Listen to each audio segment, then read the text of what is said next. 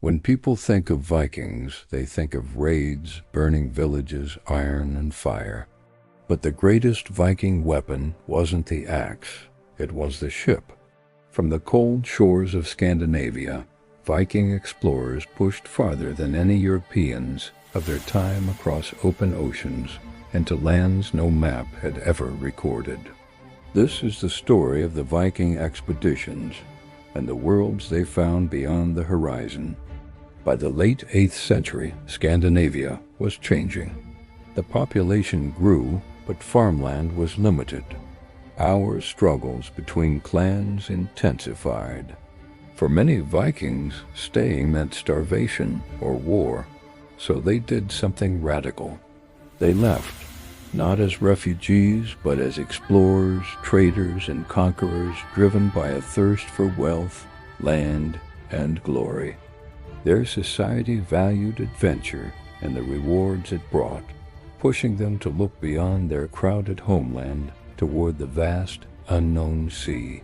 This wasn't just an escape. It was an opportunity, a cultural imperative to seek fortune and make a name for oneself in a world ripe for the taking. The key to this expansion was the Viking longship, a true masterpiece of engineering. It was light enough to be carried over land, yet strong enough to cross the brutal North Atlantic. Its shallow draft meant it could sail up rivers deep into unknown territory, bypassing coastal defenses and striking at the heart of kingdoms. But how did they navigate without compasses or modern maps? Viking navigators were masters of their environment.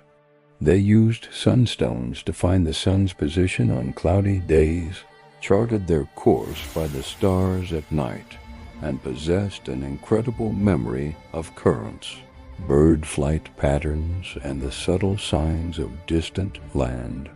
They sailed with an almost instinctual confidence in the ocean, a bond forged over generations.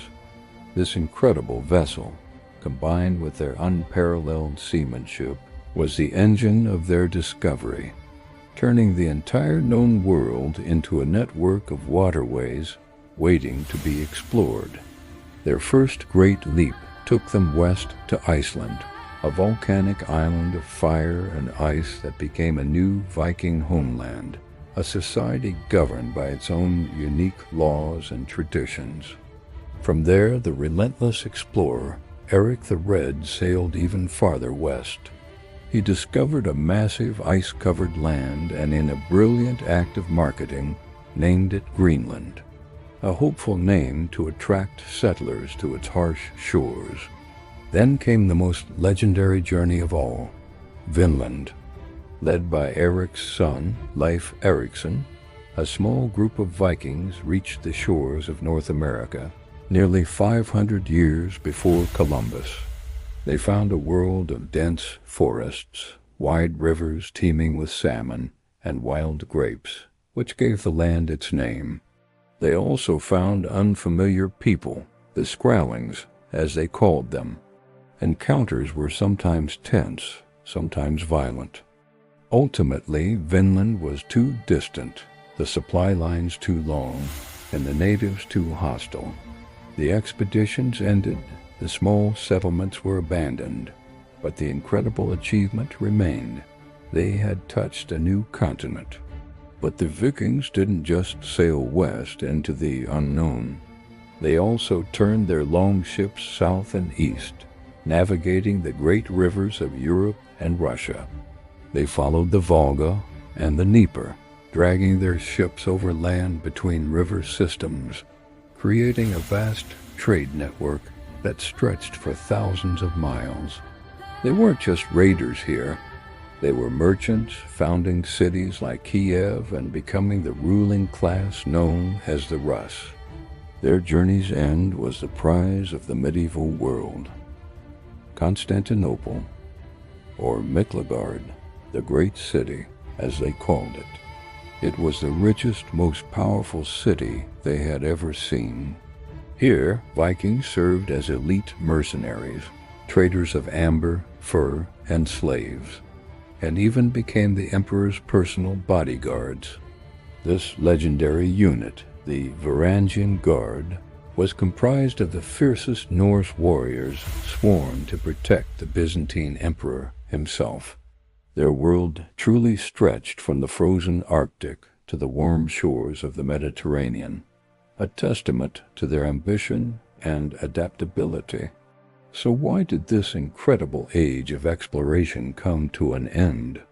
By the 11th century, the expedition slowed and eventually stopped. There wasn't one single cause, but a gradual shift in the Viking world. The adoption of Christianity changed Norse society, its values, and its worldview. The old gods who championed warfare and adventure were replaced by a faith that encouraged stability and centralized power. Powerful, organized kingdoms began to replace the old system of feuding clans and chieftains. Kings preferred to consolidate their power at home rather than risk their best men on distant, uncertain voyages.